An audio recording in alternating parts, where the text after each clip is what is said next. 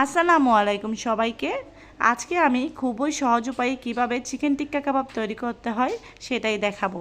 তো চলুন রেসিপিটা শুরু করি। আমার এখানে 6 থেকে 7 পিস বোনলেস চিকেন আছে। চিকেনগুলো আমি এভাবে কিউব সাইজ করে কেটে নিয়েছি, আপনারাও এরকম কেটে নেবেন। এখন দিয়ে দিচ্ছি হাফ টি স্পুন রসুন বাটা, হাফ টি স্পুন আদা বাটা। যেহেতু এখানে পরিমাণ কম তাই সব কিছু অল্প অল্প করে দিতে হবে। এখন দিয়ে দিচ্ছি হাফ টি স্পুন বাদাম বাটা। বাদামের ভিতর এখানে চীনা বাদাম, কাজু বাদাম মিক্স আছে। এখন দিয়ে দিচ্ছি টক দই। টক দইটা 1 টেবিল চামচের মতো দিয়েছি।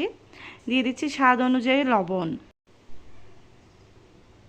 এখন দিয়ে দিচ্ছি মরিচের গুঁড়া। মরিচের গুঁড়াটা একটু বাড়িয়ে দেওয়ার চেষ্টা করবেন।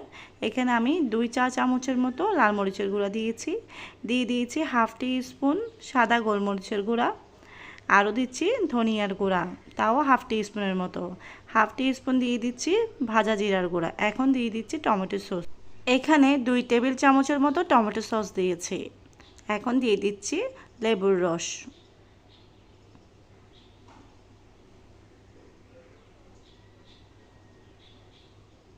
এখন সবগুলো মশলা চিকেনের সাথে খুব ভালো করে মাখিয়ে নিচ্ছি।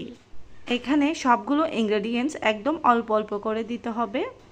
সবগুলো ইনগ্রেডিয়েন্টস খুব ভালো করে মেখে নিয়ে আমি এগুলো নর্মাল ফ্রিজে রেস্টে রেখে দেবো 2 ঘন্টার জন্য। আপনাদের কাছে যদি সময় কম থাকে সেই ক্ষেত্রে আপনারা 1 ঘন্টা ম্যারিনেট করেও রাখতে পারেন। এখন চুলায় একটা প্যান বসিয়ে দিয়েছি, তার মধ্যে দিয়ে দিচ্ছি 2 থেকে 3 টেবিল স্পুন রান্নার রেগুলার তেল। আমি এখানে সয়াবিন তেল ইউজ করেছি, আপনারা চাইলে এখানে সরিষার তেলও ইউজ করতে পারেন। এখন দিয়ে দিচ্ছি ম্যারিনেট করা সেই চিকেনগুলো। তো এগুলো হালকা আছে আমি প্রায় 7 থেকে 8 মিনিট ভেজে নেব।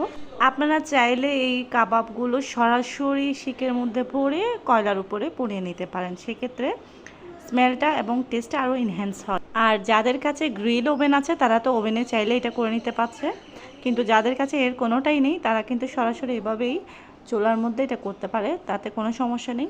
আর এটার ফ্লেভারটা আরও এনহ্যান্স করতে চাইলে এখানের মধ্যে চাইলে কয়লা পরিয়ে ঢাকনা দিয়ে ঢেকে কিছুক্ষণ রাখলে কিন্তু স্মেলটা চলে আসবে।